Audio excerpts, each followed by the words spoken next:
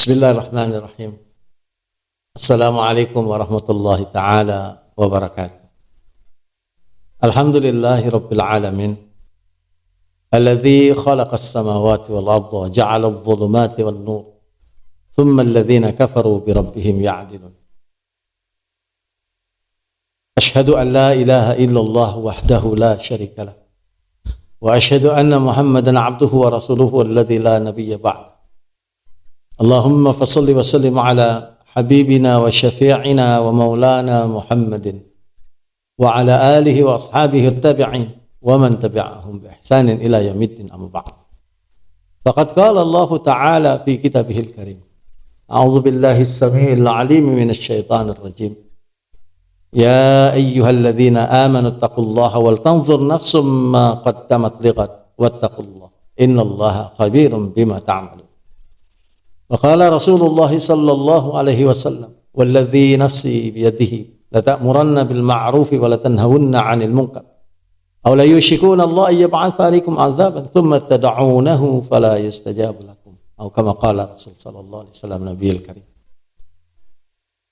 Bapak-bapak, ibu-ibu, tuan-tuan, puan-puan, saudara-saudari, ikhwan, akhwat, para pemirsa sekalian yang budiman, yang dirahmati dan dikasihi oleh Allah SWT. Marilah kita bersyukur kepada Allah atas anugerah yang begitu luar biasa.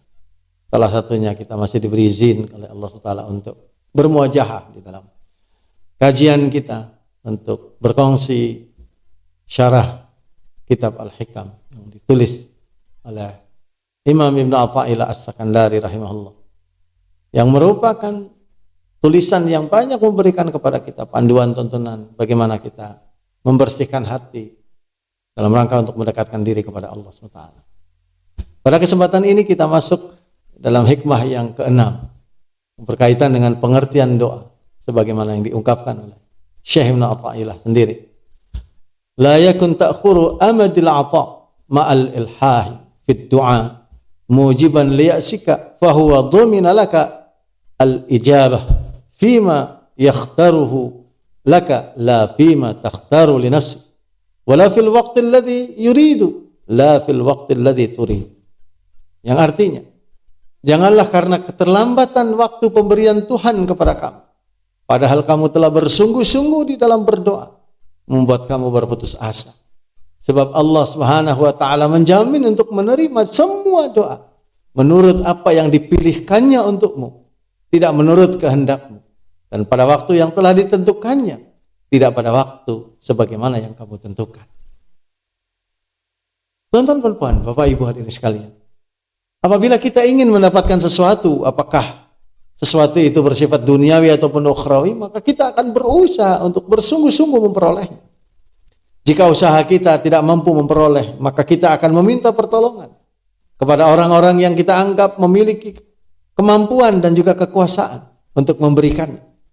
Jika mereka juga tidak mampu membantu kita untuk mencapai hajat kita, maka tidak ada jalan lain kecuali meminta pertolongan kepada Allah SWT dengan menadah tangan ke langit sambil mencucurkan air mata dengan suara yang merayu-rayu menyatakan hajat kepada Allah Subhanahu wa taala.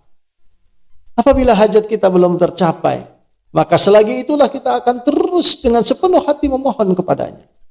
Tidak ada kesukaran bagi Allah untuk memenuhi hajat kita.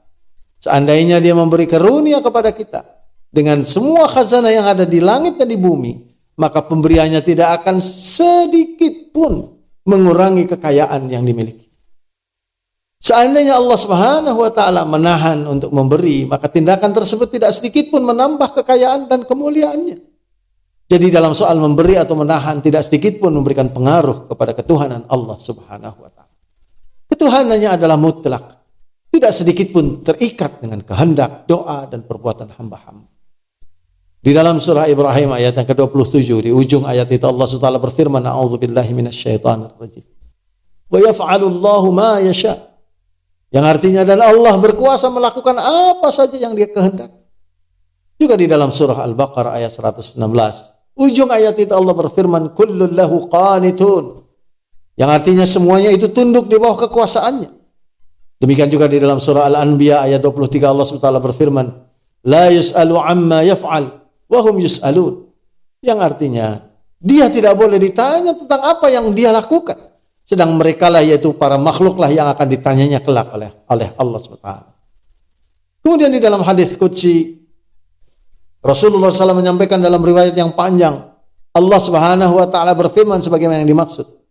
Wahai hambaku, seandainya sejak orang yang pertama di antara kalian sampai yang terakhir dari kalangan manusia dan jin, semuanya berada dalam keadaan yang paling bertakwa di antara kalian, niscaya hal tersebut tidak akan menambah kerajaanku barang sedikit pun, kata Allah. Wahai hambaku, seandainya sejak orang yang pertama di antara kalian sampai yang terakhir dari golongan manusia dan jin di antara kalian, semuanya seperti orang yang paling durhaka di antara kalian, niscaya tidak akan mengurangi kerajaanku sedikit pun juga. Wahai hambaku, seandainya sejak orang yang pertama di antara kalian sampai orang yang terakhir semuanya berdiri di sebuah bukit, lalu kalian meminta kepadaku, kemudian aku penuhi permintaan kalian itu satu persatu di antaranya, niscaya hal itu tidak mengurangi apa-apa yang ada padaku, kecuali bagaikan sebuah jarum yang dicelupkan di tengah samudra. Diriwayatkan oleh Imam Muslim dan juga Imam Ahmad. Masyaallah muslimin, para pemirsa sekalian yang budiman, sebagian besar daripada kita tidak sadar bahwa seringkali kita telah melakukan persekutuan atau mensekutukan Allah Subhanahu wa taala dengan doa dan amal perbuatan kita. Kita jadikan doa dan amal perbuatan kita itu sebagai kekuatan untuk menentukan, atau setidak-tidaknya kita menganggap bahwa doa dan amal perbuatan kita mempunyai kekuatan tawar-menawar dengan Tuhan. Seolah-olah berkata, wahai Tuhan, aku sudah membuat permintaan, maka engkau wajib memenuhinya. Aku sudah beramal, engkau wajib membayar upahnya atau pahalanya. Padahal siapakah yang berkedudukan sebagai Tuhan? Kita ataupun Allah? Seandainya kita tahu bahwa diri kita ini adalah hamba, maka bertindaklah sebagai hamba dan jagalah sopan santun terhadap Tuhan kepada seluruh hamba. Hak hamba adalah rela dengan apa saja yang telah menjadi keputusan dan pemberian di sisi Allah Subhanahu wa taala. Di dalam surah Al-Baqarah ayat yang ke-216 Allah SWT berfirman, wa asa an takrahu syai'an wa huwa khairul lakum wa asa an tuhibbu syai'an wa huwa khairul lakum wallahu ya'lamu wa antum la ta'lamun. Yang artinya, dan boleh jadi kamu membenci sesuatu padahal ia amat baik bagimu, dan boleh jadi kamu mencintai atau menyukai sesuatu padahal akibatnya amat buruk bagimu. Allah mengetahui sedangkan kamu tidak mengetahuinya. Di dalam sabda baginda Rasulullah SAW, lanjutan daripada hadis qudsi tadi, Allah Subhanahu wa taala berfirman, ya ibadi innama fi a'malukum uhsiha lakum thumma uwaffikum iyyaha faman wajada khairan falyahmad Allahu wa man wajada ghaira dzalika fala yalumanna illa nafsa. Yang artinya, wahai hambaku, sesungguhnya semua perbuatan kalian akan diperhitungkan untuk kalian kemudian diberikan balasannya. Siapa yang mendapatkan kebaikan mereka, hendaklah ia bersyukur kepada Allah. Dan siapa yang menemukan selain daripada kebaikan itu, hendaklah dia mencela, tidaklah mereka mencela kecuali mencela dirinya. Sebagaimana diriwayatkan oleh Imam Muslim, Imam Ahmad dari Abu Dzar Al-Ghifari. Masyaallah muslimin, Bapak, Ibu, Tuan, Puan sekalian yang dirahmati dikasihi oleh Allah SWT. Doa adalah penyerahan, bukan tuntutan. Kita telah berusaha tetapi gagal. Kita telah meminta pertolongan kepada makhluk namun hal itu juga gagal. Apalagi pilihan yang masih ada pada kita kalau bukan menyerahkan segala urusan kepada Tuhan yang di tangannya terletak segala perkara. Maka serahkanlah kepada Allah Subhanahu wa taala dan tanya kepada diri sendiri, mengapa Tuhan menahan sehingga kita belum memperoleh apa yang kita inginkan. Bisa jadi apa yang kita inginkan itu dapat mendatangkan mudarat kepada kita sendiri. Sehingga karenanya Allah Subhanahu wa taala yang Maha Penyayang menahannya agar tidak sampai kepada kita. Bukankah Dia adalah Tuhan yang Maha Pemurah lagi Maha Mengetahui, Zat yang Maha Penyayang lagi Maha Bijaksana. Allah SWT berfirman dalam surah Al-Mulk ayat yang ke-14, ala ya'lamu man khalaqahu wa huwal latiful khabir. Tidakkah Allah yang menciptakan selain makhluk itu mengetahui segala-galanya, sedangkan Dia adalah Zat yang Maha halus urusan kehendaknya lagi maha mendalam pengetahuannya. Di dalam surat Taghabun ayat yang ke-18 Allah Subhanahu wa taala berfirman, "Alimul ghaibi wasyahadah, Al-Azizul Hakim." Yang artinya dialah yang mengetahui segala yang gaib dan nyata, dan dialah juga yang maha kuasa lagi maha bijaksana. Demikian juga di dalam surah Al-Baqarah ayat 106 Allah Subhanahu wa taala berfirman, "Ma nansakh min ayatin aw nunsiha na'ti bi khairin minha aw mithliha. Alam ta'lam anna Allah ala kulli syai'in qadir." Yang artinya apa jua ayat keterangan yang kami mansuhkan atau kami batalkan, atau yang juga kami tinggalkan atau tangguhkan, kami datangkan ganti yang lebih baik darinya atau yang sebanding dengannya. Tidakkah engkau mengetahui bahwasanya Allah Maha Kuasa atas tiap-tiap sesuatu?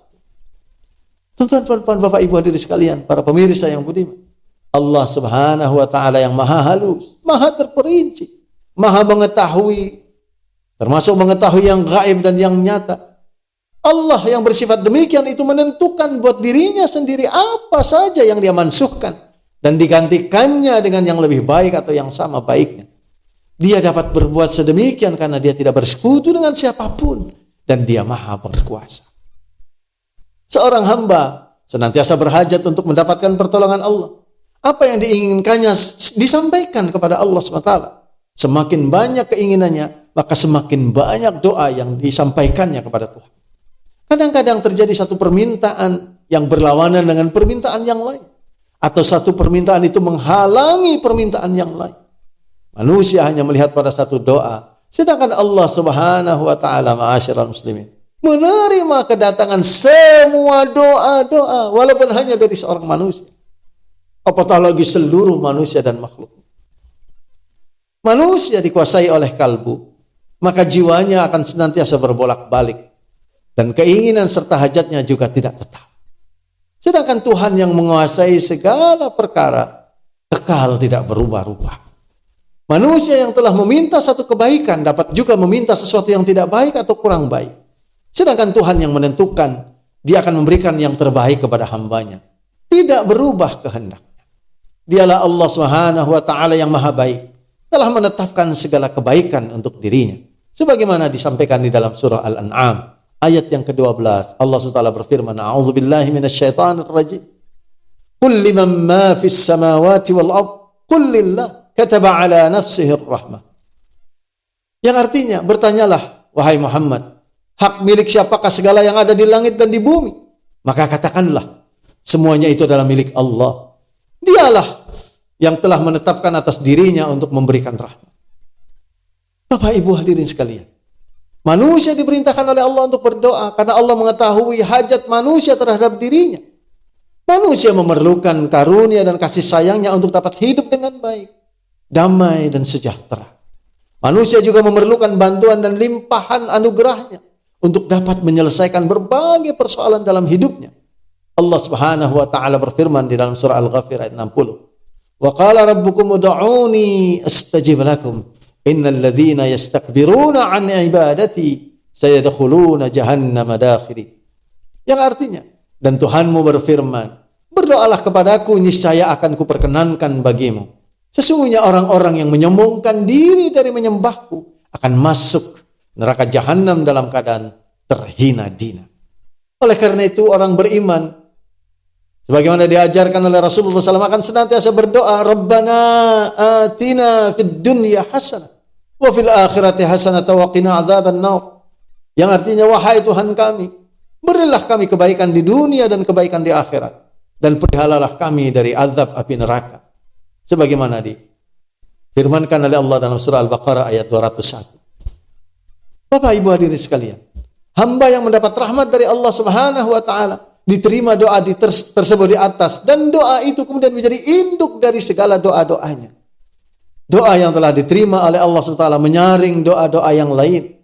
Jika kemudian hamba meminta sesuatu yang mendatangkan kebaikan hanya kepada penghidupan dunia saja misalnya, tidak untuk akhirat dan tidak untuk menyelamatkannya dari api neraka, maka doa induk itu menahan doa yang akan datang setelah.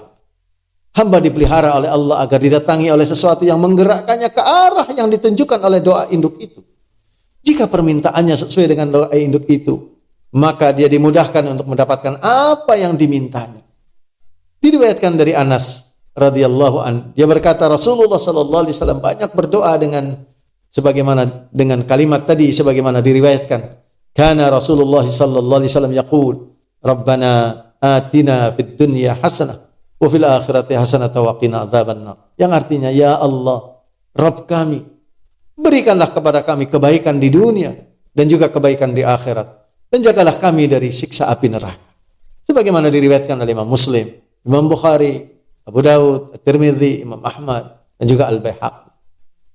Di dalam riwayat lain, Abdul Aziz berkata, Qatadah radhiyallahu an bertanya kepada Anas radhiyallahu an, doa apakah yang sering digunakan oleh Nabi sallallahu alaihi wasallam ketika berdoa? Maka Anas menjawab, doa yang sering dipakai oleh baginda Rasulullah SAW adalah Allahumma Rabbana atina fid dunya hasanah wa fil akhirati hasanah wa qina adzabannar. Yang artinya, ya Tuhan kami, berilah kami kebaikan di dunia dan kebaikan di akhirat, dan peliharalah kami dari siksa api neraka. Dan Anas, jika ingin berdoa dengan satu permintaan, beliau memakai doa tersebut. Dan jika ingin berdoa dengan doa tertentu, beliau juga akan mengikutkan doa tersebut, sebagaimana diriwayatkan oleh Imam Ahmad. Oleh sebab itu, doa adalah penyerahan kepada Allah yang Maha Penyayang lagi Maha Mengetahui. Menghadaplah kepadanya dan berserah diri kepadanya, serta ucapkanlah doa. Ya Rabb, yang Maha lemah lembut, yang Maha menguasai dan mengasihani, Maha mengetahui serta Maha bijaksana. Saya adalah hamba yang bersifat terburu-buru, lemah dan jahil. Saya mempunyai permintaan tetapi saya tidak mengetahui akibatnya untuk diriku. Sedangkan Engkau yang Maha mengetahui, mengerti dan mengetahui dengan mendalam bagaimana akibat kalau itu dilantunkan olehku. Seandainya permohonanku ini baik akibatnya bagi dunia dan akhiratku, serta melindungiku dari api neraka, maka karuniakanlah ya Allah ia kepadaku pada saat yang baik bagiku untuk menerimanya. Namun jika kesudahannya buruk bagi dunia dan akhiratku serta mendorongku ke neraka, maka jauhkanlah ia dariku dan cabutlah keinginanku terhadapnya. Sesungguhnya Engkau lah Tuhan yang Maha mengerti, lagi Maha berdiri sendiri. Di dalam surah Al-Qasas ayat yang ke-68, Allah Subhanahu wa taala berfirman, "Wa rabbuka yakhluqu ma yasha'u wa yakhtar, ma kana lahumul khiyarah, subhanallahi wa ta'ala amma yusyriku." Yang artinya, dan Tuhanmu menciptakan apa yang direncanakan terjadi. Dan dialah juga yang memilih satu-satu dari makhluknya untuk sesuatu tugas dan keutamaan serta kemuliaan. Tidak layak dan tidaklah berhak bagi sesiapapun untuk memilih selain daripada pilihan yang telah ditentukan oleh Allah. Maha suci Allah dan maha tinggi keadaannya dari apa yang mereka sekutukan dengannya. Tonton-tonton sekalian yang dirahmati Allah. Oleh karena itu, doa adalah hubungan kemesraan antara hamba dengan Tuhannya, yaitu Allah Subhanahu wa taala. Maka bagi orang-orang yang beriman, Allah memberikan keistimewaan kepada mereka. Mudah-mudahan berbagai macam seri-seri yang semakin meningkat ini akan semakin mendekatkan kita kepada Allah, semakin mendekatkan kita kepada keimanan dan ketakwaan, menjadikan iman semakin mendalam, semakin manis di dalam jiwa kita, sehingga menjadilah kita orang yang senantiasa memasrahkan diri kepada Allah SWT. Sebagaimana dalam diri Ibrahim alaihissalam ketika ditanya oleh Allah SWT, aslim, maka dijawab oleh Nabi Ibrahim, aslamtu li rabbil alamin. Mudah-mudahan kita seperti itu. InsyaAllah kita lanjutkan dalam kajian yang seterusnya. Aqulu qouli hadza astaghfirullah li wa lakum, billahi taufiq wal hidayah wa afu minkum. Assalamualaikum warahmatullahi wabarakatuh.